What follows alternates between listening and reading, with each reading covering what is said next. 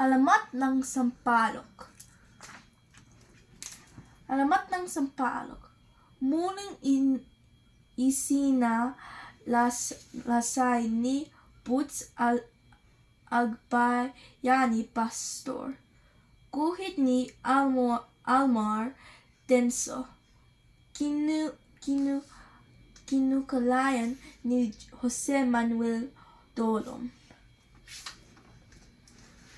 Noong araw, panahon sa isang malayong bayan, may isang biyudan donya na ibod ng damot.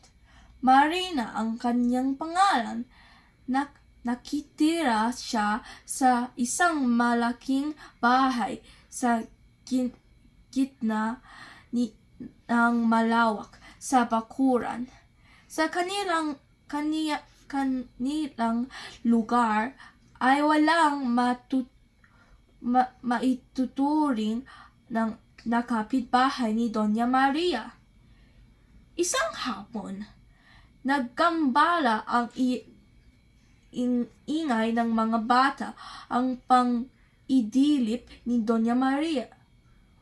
Humagos siya sa bakuran at tinanaw niya ang kale. Pinakaguluhan ang mga bata sa isang matandang babaeng. Nagmimigay ang mga putong kakaibang ang hitsura.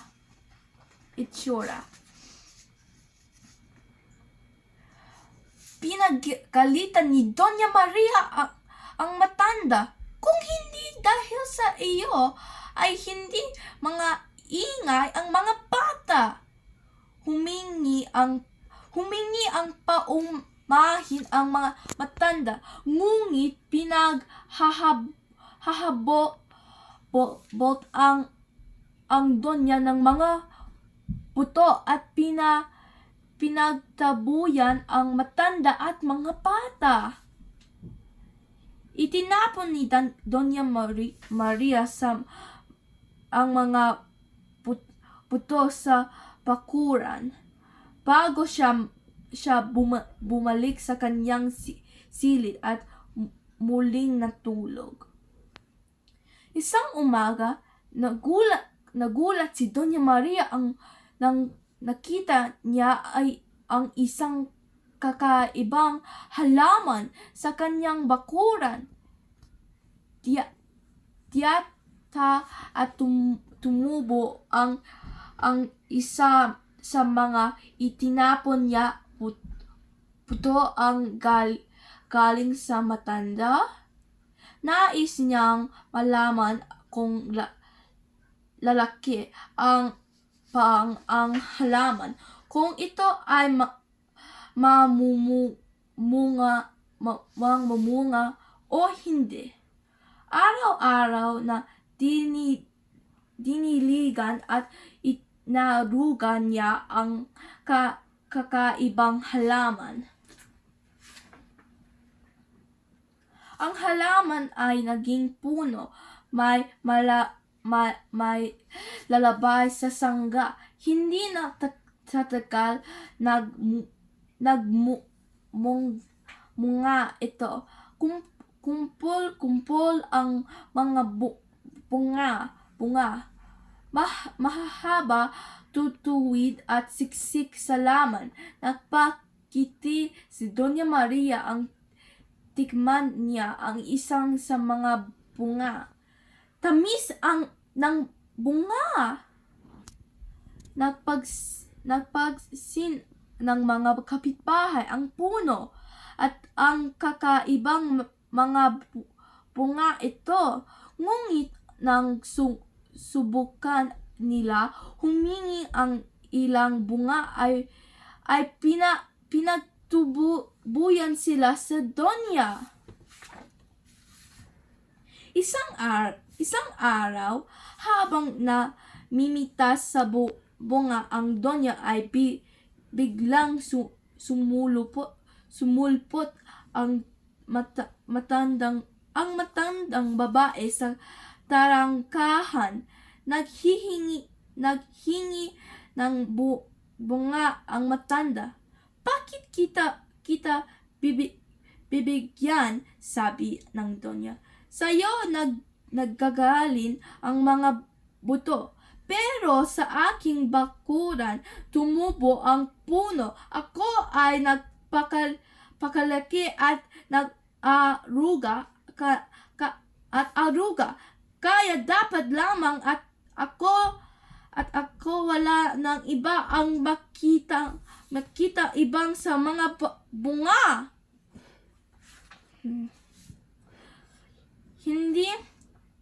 Hindi na napakagtimbi ang matanda. Tandaan mo ito, magtapat ng parusan ang panginging maramot. Sinapal ng malakas ni Donya at ang matanda.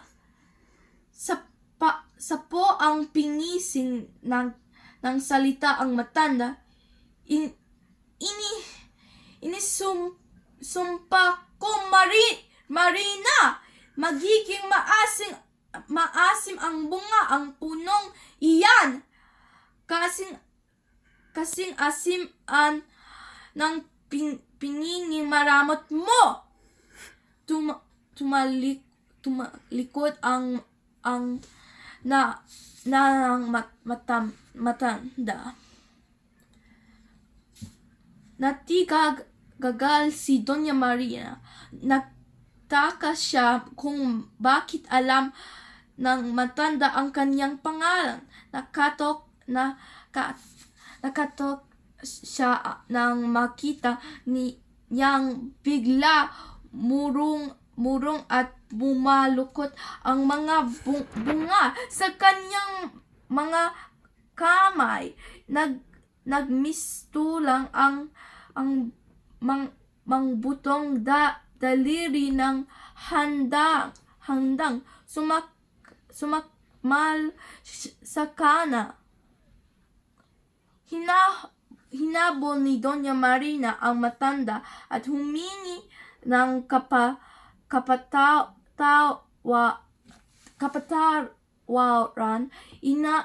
kapatawaran. Inialok niya rito ang mga bunga. Sinampol mo ako bago mo inialok sa akin ang mga bunga? Wika ng matanda. Bigla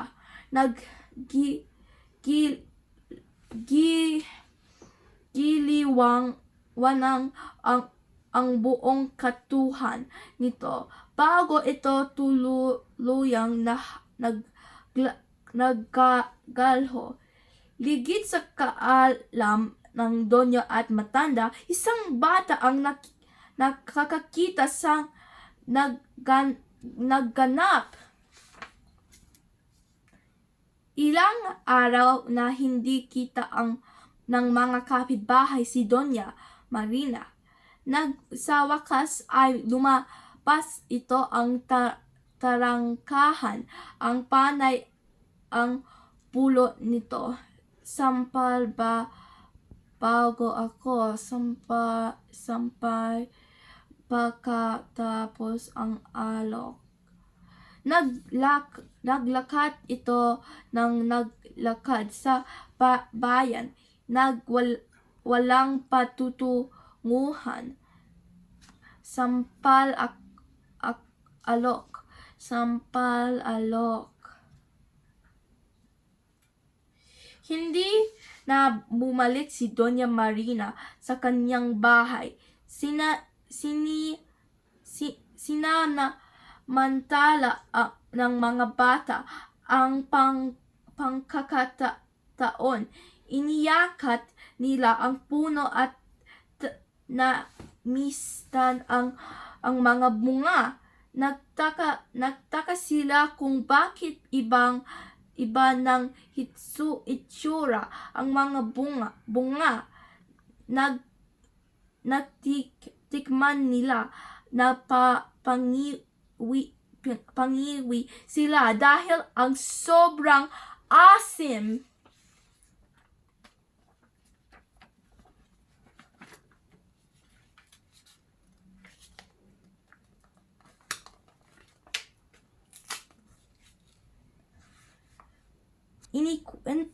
Inikwento ang bata sa mga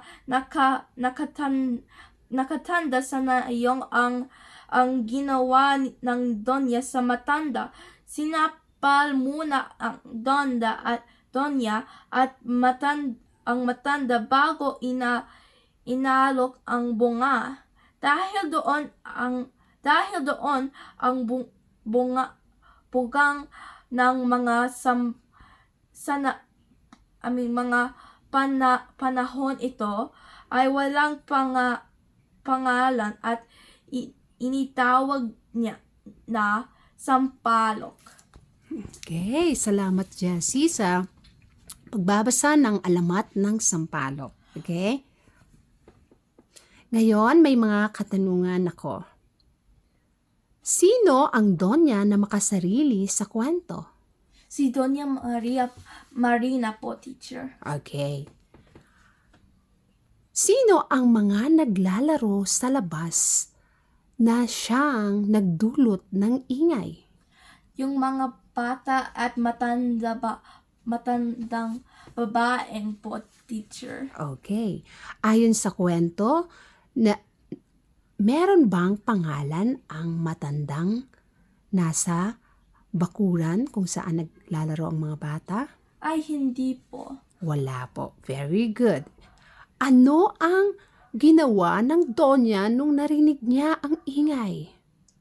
Nagalit po siya Bakit siya nagalit? kasi ang ingay ng mga bata at matandang babaeng po, teacher. Yes, that's right. Okay. Now, ano ang nangyari pagkatapos noon? May puno sa bakuran ni Doña Marina po. Okay. Pero bago yan, ano ang hawak ng babaeng matanda? Buto po. Yes, buto. Okay, buto sa wikang Ingles is seed, okay, or seeds. Ano ang nangyari sa mga buto? Nagpuno siya. Nagpuno or natapon? Opo. Yeah, natapon sa bakuran ni Doña Marina po. Doña Marina. At ano ang nangyari pagkatapos? May puno sa bakuran ni Doña Marina. Ano ang ginawa ni Doña Marina sa tumubong puno? Kain siya yung mga prutas. Kain na ba siya agad or inalagaan niya muna? Inilagain niya muna. Okay, that's right. Ngayon, namunga ang puno. Ano ang lasa ng punong ito sa una? Tamis po, teacher. Matamis. Okay? Matamis. Ano ang matamis sa wikang Ingles? Sweet. Yes. Yes, okay? Pagkatapos nun, ano ang nangyari? Kita yung puno sa kapitbahay. Okay, nakita ng mga kapitbahay ang puno. At ano ang ginawa nila? Pahinga kay Doña Marina. Humihingi sila kay Doña Marina. Nagbigay ba si Doña Marina? Hindi po, teacher. Yes. At isang araw, sino ang dumating? Yung matandang babae. Yes, ang matandang babae. Ano ang ginawa ng matandang babae? Pahingi siya yung mga prutas sa puno kay Doña Marina. Yes, humingi siya, humihingi siya. Binigyan ba siya ni Doña Marina? Hindi po, teacher. O sa halip, ano ang ginawa ni Doña Marina sa matandang babae? Ano po? Naggalit po ba siya? Naggalit po po si Doña Marina sa matandang babae. Dahil ang sabi ni Doña Marina, siya ang nag-alaga sa puno kahit nasa matandang babae nanggaling ang mga... Mga puto. Yes, tama. At nagalit yung matandang babae. Yes, nagalit ang matandang babae sapagkat napakadamot at napakasama ng ugali ni Doña Marina. Marina. Ano nga yun ang sumunod na nangyari?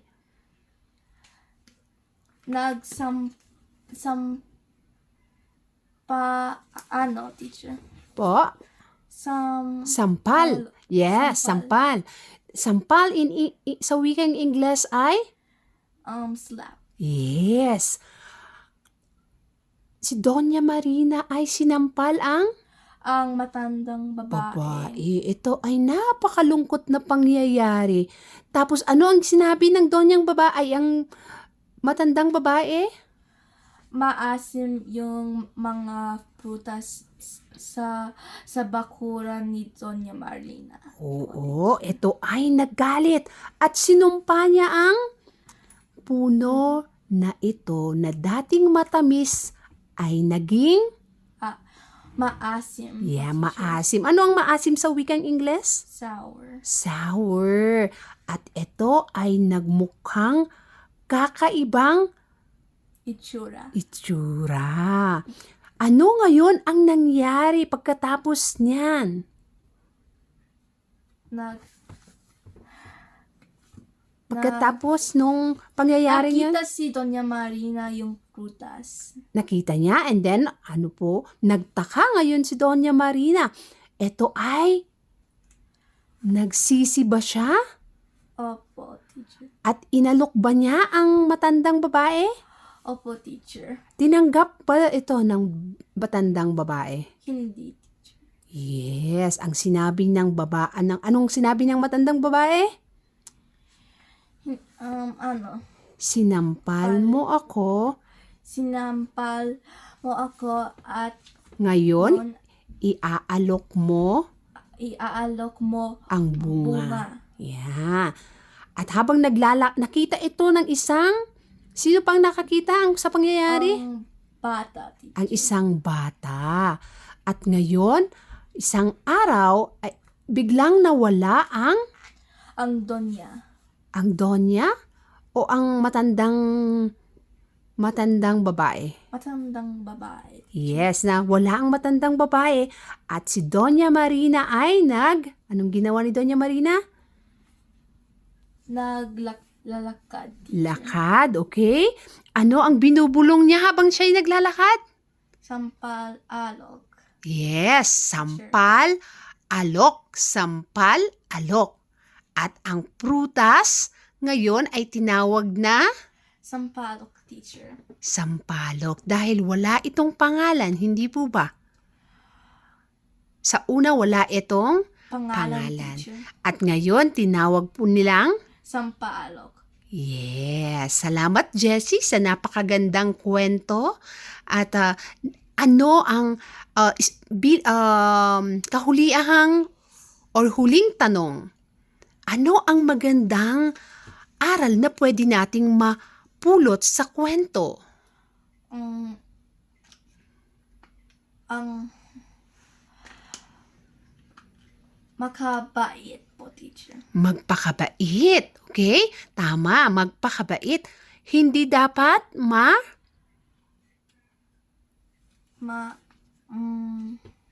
madamot. Tama ba? Opo, teacher. Yeah, at wag masyadong masungit. Tama? Opo, teacher. Yes, salamat once again, Jessie. Walang anong po, teacher.